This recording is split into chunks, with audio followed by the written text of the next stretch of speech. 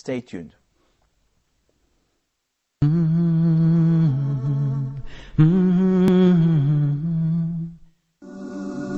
If you're 18 or if you're 80, if you've been Muslim for 50 years or 5 minutes, this is a show for you. You know, when 5 times a day our foreheads touch the ground in prayer, we beg for what's most important in our lives. We want to be good people, better Muslims. We want to serve Allah Almighty with all our hearts.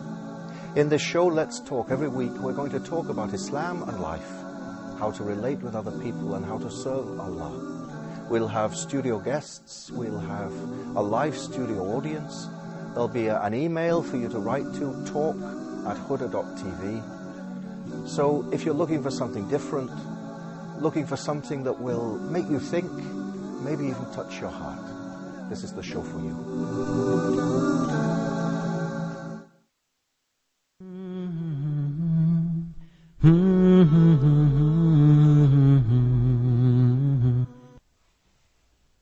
Assalamu alaikum and welcome back. The pagans did all what they can to prevent the Prophet ﷺ from spreading his message. He tried his best in Taif, the mountainous city that is about an hour drive from Mecca. He went there, he took almost a full day to reach there, and whenever he went to the dignitaries of Mecca to present his religion, they would ridicule him, they would reject him, and they would ask their servants and children to throw him with stones. Who is this man who's coming, asking us in our cities to shun our idols, our gods? Who is this man who's asking us only to worship one God and to abandon all these gods that we have?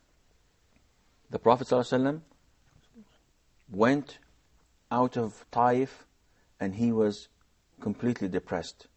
Aisha, may Allah be pleased with her, once asked the Prophet ﷺ later on, O Prophet of Allah, have you ever faced a very tough situation worse than Uhud, the battle of Uhud? And we will come to mention that later on, inshallah.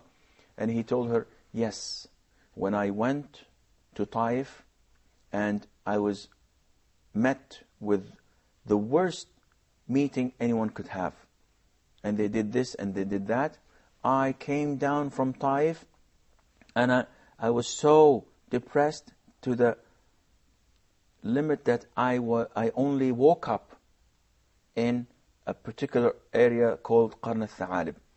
Now, can you imagine someone being depressed and so worried to the extent that he does not feel or see what's in front of him? This happens. If you have a crisis, a big problem, you would probably get into your car, drive, and not wake up except after 1 hour. And you recall the hour that passed and you don't remember anything. How did I drive? How did I get here? How did I avoid having accidents? A person walks without thinking because he has so much that worries him. And this is exactly what happened with our Prophet ﷺ. He was not worried because of a wife or a child. He was not worried because he had a financial crisis. He was not worried because he was ill. He was worried because he was unable to deliver the message of Allah Azza wa Jal as he wanted to. He's the messenger and prophet of Allah. And this was his priority, to call people to Islam. And this should be, as Muslims, also our priority. And whenever you watch Muslims, you can feel how far or how big the gap is. We, as Muslims, may ask others to come into Islam. We may give few hours or few minutes from our day to calling others to Islam. And this is not acceptable. The Prophet ﷺ gave his life full-time job as preaching people, calling them to Islam. And we can do this. We can call people to Islam through our work, through our sports, through our behavior, through our ethics and good morals. This is the best way to call people to Islam. And this should be the only thing that is worrying us, because everything else, Allah Azza wa Jal will make it happen. The Prophet ﷺ, while he was coming down from Taif on his way to Mecca, he saw the Archangel Gabriel, who came to him and greeted him and told him, "O Muhammad, this is an angel who is responsible for the mountains." And the angel responsible for the mountains said, "O Muhammad, Allah has instructed me to ask you, if you wish, the people of Taif, I could collapse the mountains on them and they will perish and die. This would happen also to the people of Mecca. Just give me the order and I will demolish them." And the evidence backs this up. Allah Azza wa Jal has demolished and annihilated the people of Sodom, the people of Ad, the people of Thamud, all these people that came before us. They have demolished them, and He, the Almighty, has set an example to us to observe and take lessons from. So the angel was saying, "You want me to do this? I'll do that in without any problem, in seconds." If we were the ones who were just beaten up and thrown with stones, if we were the one who've been accused of lying, of being sorcerers, of being poets, insane, priests, fortune tellers, if we were the one that were our uncle has just died, and my wife has just died, and people are torturing my followers and abusing them, and in some cases killing them, if we were the one in that situation, I guarantee you that we will immediately say, well, if you can take them and the cities around them, that would be a good thing to do. But that was not the response of the Prophet ﷺ. Why? Simple. Because he was the mercy to mankind. He was not sent to punish. Mankind. Yes, he was a mercy to mankind, to all mankind. So the Prophet ﷺ told this angel, no, don't attack them, don't annihilate them, don't demolish their cities, because I hope and I wish, I pray to Allah and I urge Allah Azza wa Jal that from their descendants there will come people that worship Allah alone. Look at the mercy of the Prophet ﷺ, and look how far he's looking. He has a very noble objective, and that is that Allah Almighty would be worshipped. So maybe this generation would not worship Allah Azza wa Jal, but from their descendants, from their offsprings, there will come people that worship Allah the Almighty. And that is exactly what happened. Because few years later, the city of Taif, they all converted to Islam.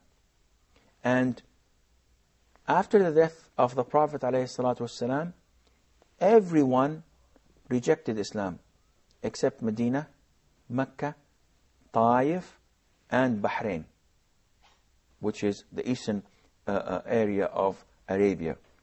And this shows us that the Prophet ﷺ was not sent to punish people, to kill people. He was sent as a mercy to all mankind. The Prophet ﷺ went back to Mecca, but then he had a problem, as many of the companions had this problem. The problem was, if he goes to Mecca, people will attack him. The same thing happened with Abu Bakr. The same thing happened with Umar ibn al-Khattab. Though they were respected among their families, but because they have declared their religion and faith, people had all the right to attack them. Abu Bakr ibn al-Khattab, he had one of the dignitaries of Mecca giving him his allegiance and protection. And that was Ibn al-Dithinna. He told him, and he went to the people of Mecca and told them, Abu Bakr is in my protection. And why was that? Because he saw him packing and wanting to leave to Yemen. And he told him, Abu Bakr, where are you going? He said, well, my people abuse me and oppress me, and they do not allow me to worship Allah, so I'm going to Al-Yemen to worship Allah there. He said, no, you are an honorable person. You feed the poor and help the needy. The likes of you do not abandon their country. Come, stay, and you have my protection. And he went to the people of Mecca and told them that Abu Bakr is in my protection. Umar ibn al-Khattab had the same problem. They wanted to kill him.